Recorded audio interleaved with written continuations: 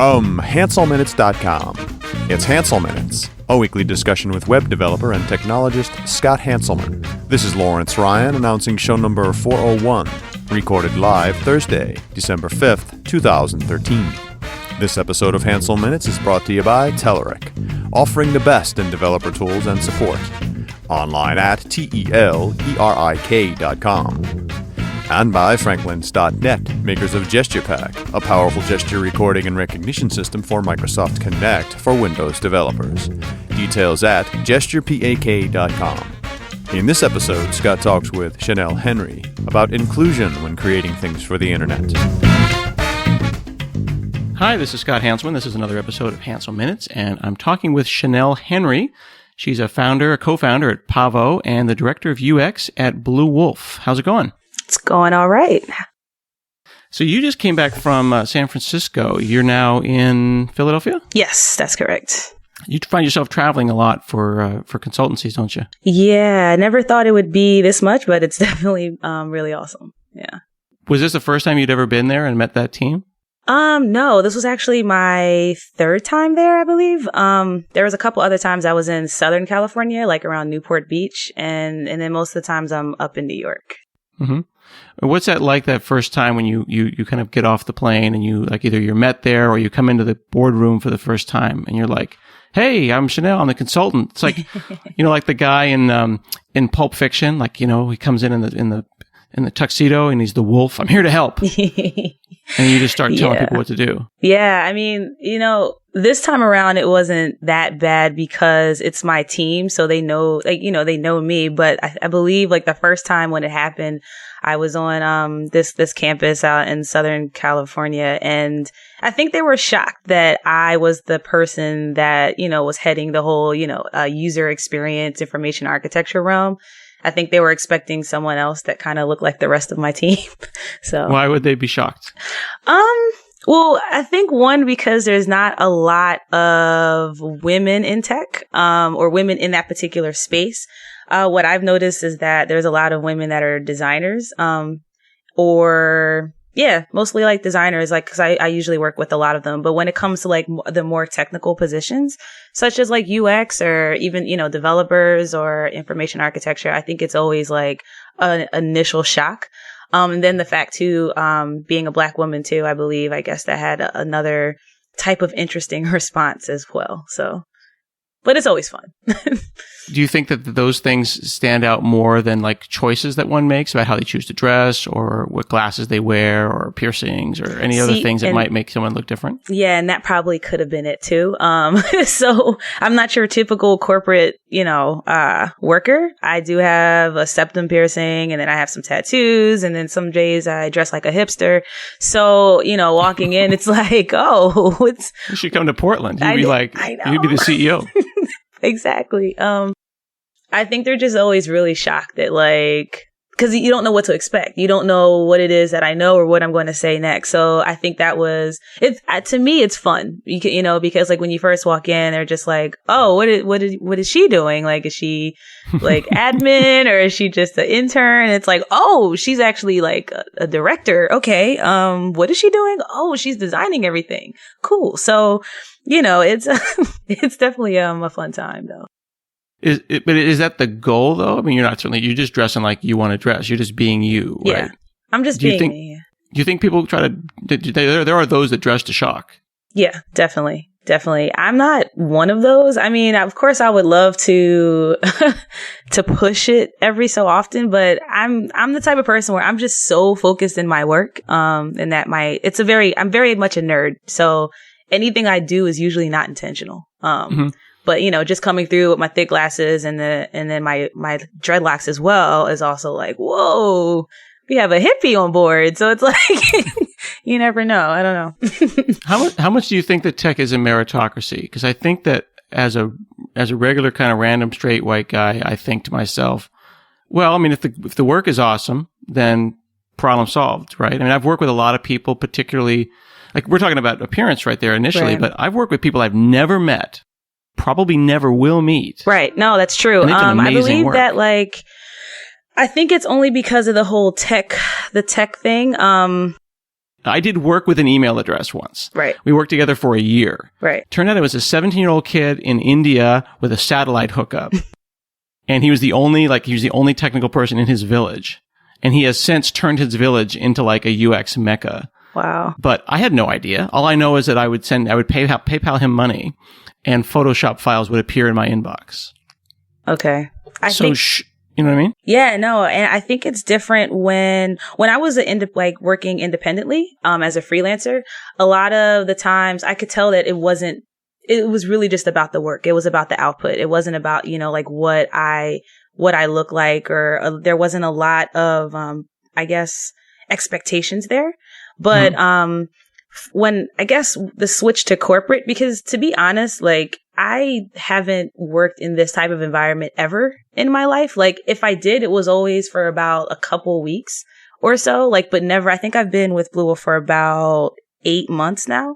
And that's a long time for me, just because I usually like, switching it up and all that. But I feel because it is so front facing, I have to go in the office sometimes. I have to, obviously face clients. And, because of the fact that no one else, I don't look like a lot of the people on my team, I think that's the only time where I notice certain expectations, but it's still never as big, I think, as a lot of people would make it to be. Yeah.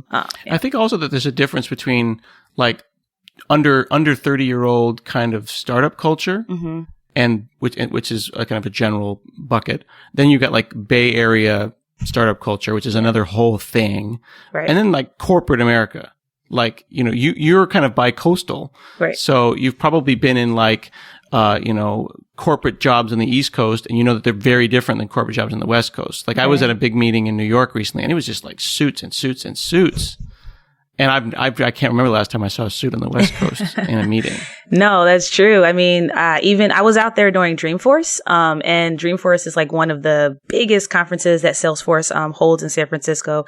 And I think those were the most amount of suits I've seen ever, like in San Francisco at one given time. There's just this culture around, I believe, the world about the East Coast, and specifically New York, and just New York. A little bit of Philly, like a little bit of residue goes down there too. But we are just like a very like cutthroat, down to business, always rushing, always being looked at as like, why are they rushing so much? And why are they so serious? So, it's funny because it is so different, but at the same time, New York and California are, I guess, like the two, even in business, you don't know what you're going to expect in terms of what the person, is going to look like. And it just varies so much, as opposed to I was working corporate, in North Carolina for a project once, and it was very as much as I would have expected it to be. Like suits, everything stops at this time, after work drinks, everything must go like segmented, like it was very structured. After work drinks. See, when I think of after work drinks, I think about the legends and the stories of like Japanese salary workers, or salarymans, they call them, where that's part of work. Like having drinks with your boss is also like a shift. It's required. You can't be like, no, I'm going to go hang out with my kids. Yeah. No, you're having drinks. And that's how I felt. Like I was away on the project, and it was like mandatory dinners with your team and mandatory drinks. I'm like, mandatory dinner. Tired. How is that team building to you will have dinner. You will bowl with us. Yes. We are bowling and you will bowl. Exactly. It was like, it was weird to me, but I weaseled my way out of it a lot because I had to do work. Like, so it's just, it was crazy. One of the things that I'm impressed with, some of the stuff that I've seen in your portfolio, and then you also work on this project called Pavo, your startup, is this theme of inclusion. You seem to have a theme of inclusion. Like you of course want to be included, but you want other people to be included. And I've had a couple people on the show. We've talked about women's issues and color and things like that. But there's other more subtle issues when people are either being included or excluded. Right. Like, I mean, there's gender issues, and there's sexuality issues, and there's just, hey, this is like I know a guy who paints his nails black. He's pretty much a regular white guy, but he paints his nails black. I don't know why. I don't really care. Because I don't want to be the guy that asks why you paint your nails. I got to get to that point. You know what I mean? Yeah. But the point I'm making is that, are we is this a renaissance for inclusion? Are we getting to a point now where we're getting past some of the bullying and the hate, or are we just the same way it's been all the time? That's a question that I get asked, and I feel like I talk about like on a pretty regular basis. I don't know if I'm the type of person that, I don't want to say is blind to a lot of what's going on, because I know that that's not it. I grew up in a predominantly Jewish neighborhood, and a Jewish school.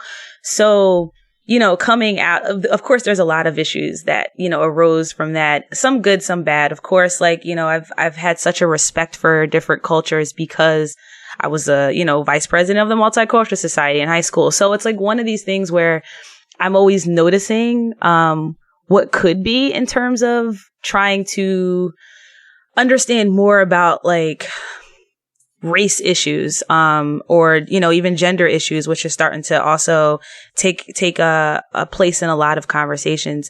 With the rise of, media, I guess, more people are talking about it, more people are sharing, and it's becoming more prevalent in technology, which I think is the thing that I'm focusing most on, right? So, Pavo, that was actually born out of a need to have something that already was existing, but just not for a specific like cohort of people.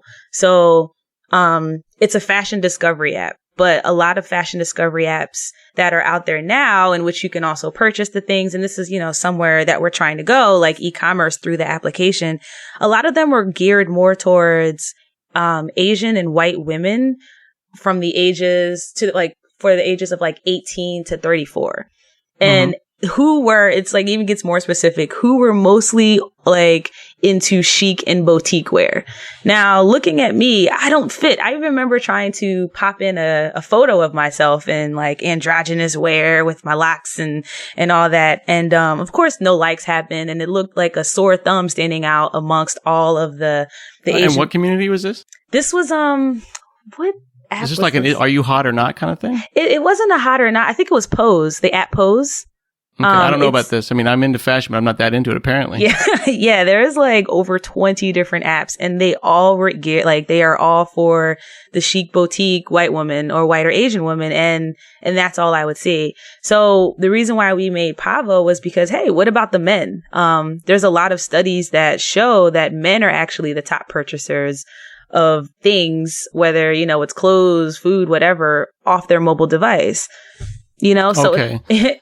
Yeah. So to put this into context for some of the people who are listening, wondering why we went there, there's lookbooks and there's outfit of the day. Right. And these are all like how there are people on Instagram that take pictures of their food and their foodies, and you go through their Instagram and it's just, hey, there's my food for the last year. Yeah. People do these outfits of the day, and fashion blogging is huge, and an easy way to take a picture and share your personal style.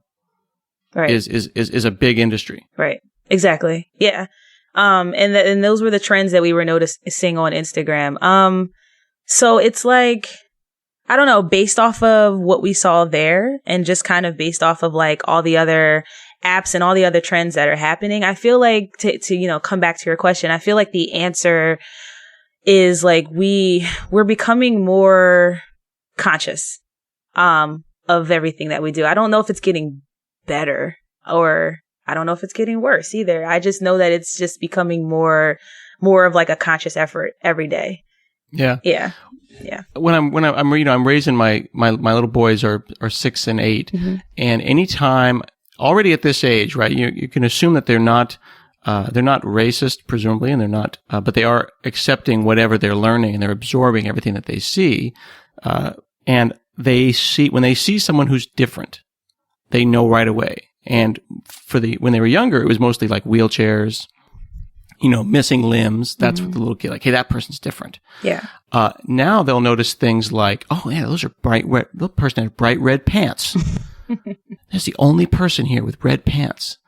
And my wife and I always think to ourselves like, okay, well, this is where it's beginning, right? This is where you either raise a child that's going to be tolerant, and you go, wow, hey, isn't that cool? Do you want to wear red pants? Isn't that kind of weird? Right. Or you see like a little boy in like a ballerina dress, or a little girl who's dressed like a football player, or whatever. Right. we do our best to kind of to do that. I question though that that's probably not happening anywhere else. Like I don't, for every one of me and my wife, they're just trying to be inclusive. It's not major. This is just little stuff. Like, right. Hey, isn't that cool? Isn't it neat that people are different? Right. I'm assuming that there's like 1,000 people that just don't sweat it, and that means that if the nail sticks out, people are going to hammer the nail down. Right. Yeah. I'm just wondering, do you think that we're moving in a direction where people are going to be more inclusive and more tolerant of being different? Because it seems to me like it's bigger than race and gender identity. It's about conformity. Right. Exactly. I think I think we have no choice. It's like, because of so many signs, telling us to be different. I mean, I remember being in kindergarten and that was like the main message, right? It's like, be different, be different, be different. But then by the time we got to first grade, it was like, no, just kidding. Don't be different. Like, just fit in. And then that's kind of, where we were trying to do for the rest of like our school years. But I think it's taking a different turn now. Like, the more different you are, then almost like you get kind of rewarded for that in some way, and I feel that that's showing up a lot in technology, even because, people with like the most YouTube hits, like based off of their differences, or, certain people that, stand apart and then they, I don't know, like create a stand from that or show other people like, hey, this is why I'm different and you should be different too. And we're all different. But see, when everyone's different, then it's kind of ridiculous. Like as someone who's not that different, I got to say, when everybody looks crazy, and again, I live in Portland, right? Okay. Yeah. So people are always punching holes and stuff that's not supposed to have holes in it, whether it be their pants or their face. Okay. You know what I'm saying? Yeah. And like, I'm thinking to myself, I'm trying to be open-minded, but like if someone's got, what are those things in your ears? They're like plugs? Yeah, I have them. No, but like yours are normal size. I'm talking about the ones that are ones that are like as big as your fist. Yeah. Like, what is that going to look like when somebody's like 70? Exactly. Is that a very conventional attitude for me to have? Like, gosh, I mean, I want you to be different, but you're hurting yourself. Not you, but I'm just saying one. No, and it's funny that you say that. I remember being on Instagram and seeing a photo of like a 80 or 60 or 80-year-old man, and he had like a sleeve tattoo, and they're like, we're going to be the craziest like tattooed, pierced, like older generation ever. And I just started cracking up because I'm working on half a sleeve now on one of my arms, and and then I have these piercings in my face, and it's like, oh man, like this is kind of crazy. Like, how much is too much, right? But see, the thing is, when everyone has tribal tattoos and a sleeve and plugs in their ears and a septum piercing, then does that just become standard? And then we got to do something crazier? Yeah, that's the thing. Too much. If everyone's different, then everyone's the same. And then it becomes one of those like philosophical questions that you hear about in college, right? Like, like what at that point, what really sets you apart? I think, I hear what you're saying. I think that from the perspective of a fairly conventional individual, which is my perspective, I just want people to feel included and I want people to feel okay. And this is actually where raising kids like change that. Like, I don't really care before I had kids. Mm-hmm. I mean, like I cared, but I didn't like deeply care. Yeah. But I want my kids to feel included. Right. So I don't know. One of them is going to paint their nails black or do something crazy. Yeah. I want to be unapologetically inclusive. Like, I'd rather they not do anything destructive physically, but. Yeah. And I feel it's like I almost had to be that way to myself growing up because, of course, image is everything, right? And the more that apparently the older you get, the better you're supposed to feel about that and how false it is. And then become like one with yourself. Like, I think, and this is something that I guess like I've been trying to figure out like in like the past couple years where it's like, how can I bypass all of like the craziness of being okay with yourself and just be okay with myself, so that I can be my best self, right? That Oprah speaks about all the time. So it's like, I think it's one of those things where we're starting to, I don't know, I guess accept the idea of our skills and talents rather than our outside appearance. Some, right? Like, especially to some extent. Yeah. It's like, especially in like the tech space, which is very, very competitive, it seems. We think it's a meritocracy. Right. We, the tech, the white male tech neurotti. Yeah. We think it's a meritocracy. Yeah. Do you think it's a meritocracy?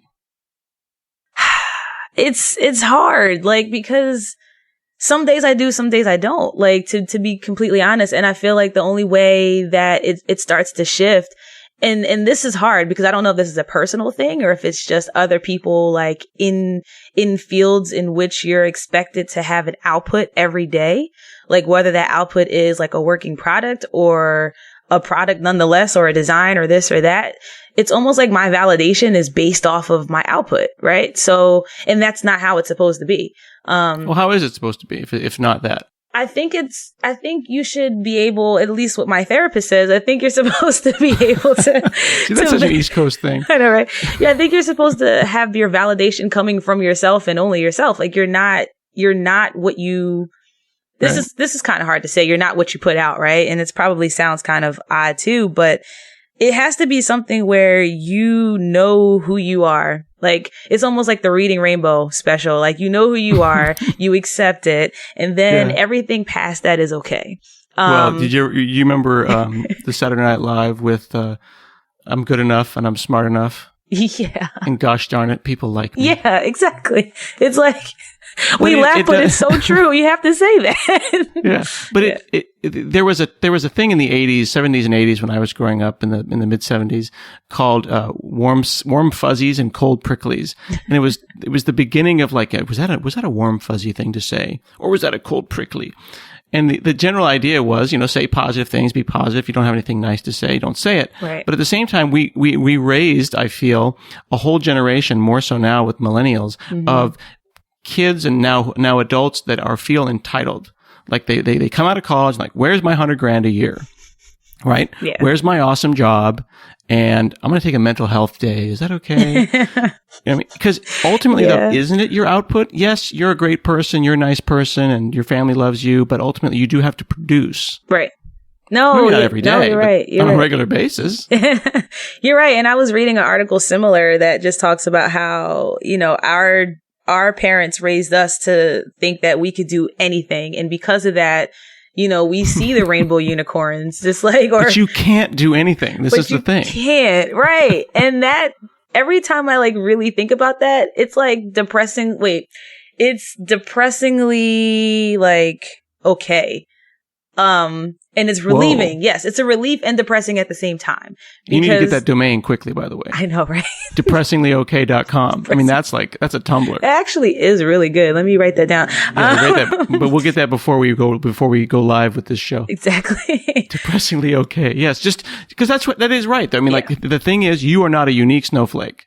Yeah. And that's really sad, right? But that at the same time, it's like, okay, so I don't have to be another Gandhi. Okay. Whew, because I don't really know how I'm going to get there. Like, I'm like 31 and I'm trying to figure out, all right, how can I get to Gandhi's level in like, 4 years? Like, it's a lot of pressure. It's already enough pressure to just being myself. So see, I feel like that when I travel, like when I go to New York, which is kind of like New York for me is the road not traveled. Okay. It's where I was when I was 22 and did not stay. And, because I'm on the West Coast now and I got a family. My family's great. Wife's great. Kids are great. But I'm like, man, if I could be 22 again, but with this brain, like a 40-year-old brain, a 22-year-old body, I would destroy New York. You know what I mean? I would just take over. Yeah. And I walk around. There's just so many people who are, and the thing is though, you attribute things to people that go walking by. My friend who I just had on the show a couple of weeks ago, Chris Dancy, calls it attribution bias, where you're assuming that everyone is as smart as you and as competent as you and has the same values as you. You attribute your personality to these different people, and you assume they must be awesome. Their life must be amazing. Look at that. They're in a suit in New York. You don't realize that they got up at 3 a.m, took the train to get into town. Yeah. They hate their jobs. They hate their life. Yeah. That's like, it's like one of the biggest things that I always talk about too, like, because like, you know, I majored in psychology in college along with like 10 other things. And, one of the things we learned is this whole concept of the invisible audience. So, you know, as a kid, we think that everyone is looking at us, but not realizing that once we realize that, then we know that everyone else thinks the same thing, which should take us out of the spotlight. But as we grow older, for some reason, it can either get really bad or really good. And a lot of the times we still think that we still have that invisible audience thing. Like, and that's what I feel a lot, like that particular concept drives a lot of people to either not think they're so great, or always trying to change or always trying to be something that they're not. And that actually led to a blog post that I wrote. This is a horrible, shameless plug, but, it was, is it too late to be awesome? And it was like one of the top shared because of the fact that so many people could relate to it so much. Like, there's a danger in comparison. There's a danger in even perfectionism, and perfectionism is somewhat a disease. And it's like, if we could like really be conscious of that, then it all starts to come together a little bit more. And then this whole idea or this whole thing of inclusion actually becomes like, oh, because we all really should be like talking to each other, and we all really should be like recognizing like awesome things in one another, you know, but we like set ourselves in our own tiny planets because we don't think we're good enough. So, it was in fact that blog post that I'll add to the show notes. That post, I think it was on Medium. Is it too late to be awesome? That's why I reached out to you in the first place, if you remember. Yes. And then we found out that we knew the same people. And exactly. That was the whole thing. Like 15 of the same people. No. Yeah. And it's cool because it's actually going to be at South by Southwest too as a panel. So. Rock on. Yay. And I finally got a panel too, it turns out. So I'll see you there. Nice. Cool, man. Yes. Is it too late to be awesome though? Like, is that an unreasonable, weight to put on somebody? You know. And is that too late in age? Like, is it too late for you to be awesome? Or is it too late, like everyone else is already awesome and none of us can be awesome now? You know, originally I was writing it as I'm 30 or I'm this, I'm that. Like, is it? Now you were 31 a minute ago. Yeah. Well, at the time, I just turned 31 in October, but yeah, it was like, you know, I'm 31, 30, whatever. And I feel like I'm not where Kevin Rose is. Right. And it's like, okay, like he's Kevin Rose. Like, we don't know what he went through to get to, you know, where he's at now, but that's where it started. It was literally like a conversation with a coworker. And I'm like, I'll never be great. I'll never be awesome. And then that like spanned into like just a whole bunch of things that I noticed that I was putting on myself because I was comparing myself to other people my age. But it's crazy because a lot of people look to me as the same thing. And so it's like, I'm someone else's Kevin Rose, right? Yeah. I have that sometimes where I'll tell my wife about this because I'm famous 1 or 2 days a year at a specific town. You see what I'm saying? Okay. So if I go to like a conference in Wisconsin where I'm the keynoter for those 2 days, it's like, oh, you're Hanselman. Can I get your picture? Right? Yeah. But then I go back to, you know, Oregon, or I go to South by Southwest and I'm nobody. But for a day or two, I get to be famous. Yeah. And then it's like, wow, you guys really think that like I'm famous and my life is awesome? Like, you're insane. But then when I was at South by Southwest, I met a Fred Armisen. You know, Fred Armisen from Portlandia and Saturday Night Live. Yeah. And by met, I mean, he came out of the elevator and I just freaked out and then pointed at him. I just pointed at him like, and then you know what he did? What? He goes like this. He points at me and then he walks away. And I was just like, oh, that was, you know what I mean? Yeah. And then the guy next to me was like, what was that? Because he didn't know who the guy was. I was like, that's Fred freaking Armisen. Whoa. And the guy was like, but you're Scott freaking Hanselman. Yeah. Like, I don't think you understand the pecking order here. Right. I'm like, this guy was on Saturday Night Live. I have a blog. You know, like, this isn't even a thing. Yeah. Like, I don't even know why we're having this conversation. And then, of course, all the depressingly okay stuff starts to happen where it's like, you know, I was never on Saturday Night Live, and I really should be. Maybe it's not too late. Maybe I could still be on SNL. And that's literally my brain thoughts like every day. Like this morning, I was like, I really need to do improv because I'm funny. I know I'm funny. I just need the training, and then I can be an actress in like my 40s. It'll be awesome. Like, but, and I read this really awesome comic that basically said that it takes 10 years to master something. So in our lifetime, we can actually. That's Malcolm Gladwell, actually. 10,000 hours. Yeah. Someone wrote a comic off of it and, was saying we can have 8 different lives within our life. So it's almost so it's almost like a reincarnation while you're still alive. So I know that for me, UX probably won't happen in 5 years. Like I know I'm going to switch over to something else just because I just want to explore everything, That is actually very true. Yeah. My mom got her master's degree at 55, and you can have a career every 10 years. Right. And on the thing about being famous and going to LA or whatever, my wife was like, all right, let's go to LA. She's like, let's go and we'll get you some pilots. And nice. you know why that didn't happen? Why? Because I was like, nah, it's okay. No. See, but this is the thing. Am I going to succeed with that kind of attitude?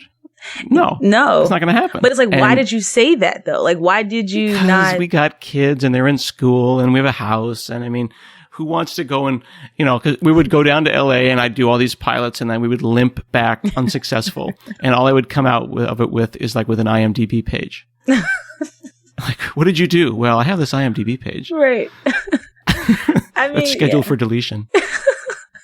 I think it's a start. I mean, no, it's hard for me, for me, it's always I'm not good enough type of thing or I'm not ready.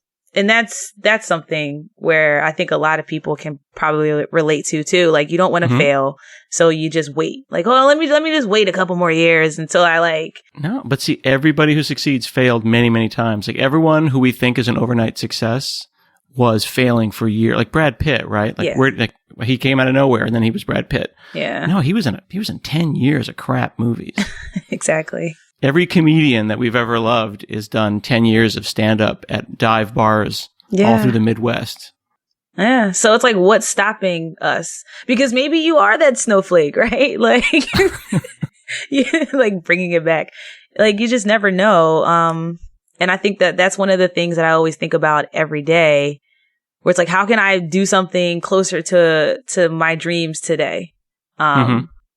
It's just so many dreams that I have, and then not knowing how to approach it from my position, whether that's, racially, gender, whatever. There's just a lot of things on the brain. Yeah.